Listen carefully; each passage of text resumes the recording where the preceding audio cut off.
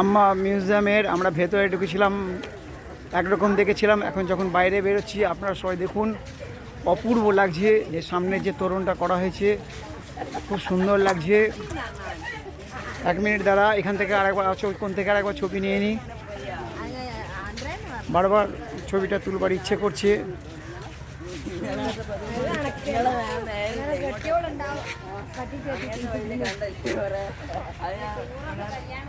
চলো চলো চলো চলো, আম্মা মিউজিয়াম। এটা হচ্ছে আম্মা পার্ক, জয়ললিতা তৈরি করেছিলেন। আম্মা পার্ক খুব সুন্দর।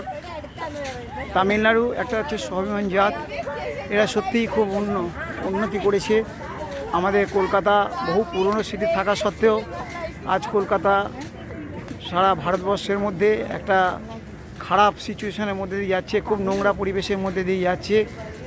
দেখুন, আর একটা কথা আমি সকলের সামনে তুলে ধরছি।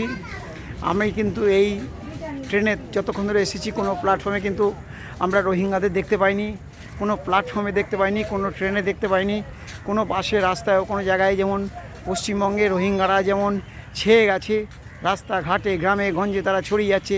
আগামী দিনে কি ভয়ঙ্কর রূপ ধারণ করবে সেটা আপনারা বুঝতে পারছেন না। এই রোহিঙ্গারা কিন্তু বাংলাদেশে আজকে বিশাল মায়ানমার থেকে এসে তারা বাংলাদেশে টিকতে পারছে না। বাংলাদেশের যে বিজিবি আছে তারাও তাদেরকে, যে তাদের সিকিউরিটি ফোর্স আছে, তাদের প্রত্যেক দিন তাদের বস্তি জ্বালিয়ে দিচ্ছে, গুলি করে মারছে। কিন্তু সেই জন্য তারা ভয়ে ইন্ডিয়ার মধ্যে ঢুকছে। আর ইন্ডিয়ার নেতারা, তাদের কোনো জাত নেই, তাদের কোনো দায়িত্ব নেই, তাদের কোনো ভারতবর্ষের পশ্চিমবঙ্গের মানুষের জন্য চিন্তাভাবনা নেই। কাতারে কাতারে রোহিঙ্গা আসছে আর তাদের বলছে, আয় তোদেরকে আমরা বুকে টেনে নিই, তোদেরকে আমরা আধার কার্ড বানিয়ে দিই, তোদেরকে আমরা বস্তি বানিয়ে দিই। যেটা দিল্লিতে কেজরিওয়াল সরকার করছে, কি ভয়ানকভাবে তারা এই সমস্ত রোহিঙ্গাদের জন্য বস্তি বানিয়ে দিচ্ছে, তাদেরকে জল দিচ্ছে। সাধারণ মানুষ জল পাচ্ছে না, কিন্তু ওদের ওখানে সবসময় 24 ঘন্টা জল থাকছে। যে কেজরিওয়াল এখন বর্তমানে নাটক করছে যে আমি গদি ছেড়ে দেবো, গদি ছেড়ে দেবো, এটাও তার একটা নাটক, এটাও একটা তার চালাকি। হয়তো তার বউ বসবে, বা হয়তো এমন লোককে একটা গদিতে বসাবে যে কলমে, যেমন রাহুল গান্ধীরা করতো, কলমে অন্য লোককে প্রধানমন্ত্রীত্ব বসিয়ে দিয়ে নিজেরা এসে ভারতবর্ষের প্রধানমন্ত্রীর যে সুখভোগটা, প্রধানমন্ত্রীর যে দেশটাকে পরিচালনা করার এবং যত সমস্ত 2 নম্বরই ইনকাম করা, সমস্ত দুর্নীতি করা, তারা ওই অপরের ঘাড়ে বন্দুক রেখে চালাতো। ঠিক আমাদের এই তামিলনাড়ুতেও কিন্তু এখানকার মানুষেরা কিন্তু তারা কিন্তু কোনো এখানে বাইরের মানুষকে তারা এখানে কিন্তু ঠাঁই দেয়নি, বাইরের কোনো রোহিঙ্গাকে ঠাঁই দেয়নি, বাইরের কোনো পাকিস্তানিকে ঠাঁই দেয়নি।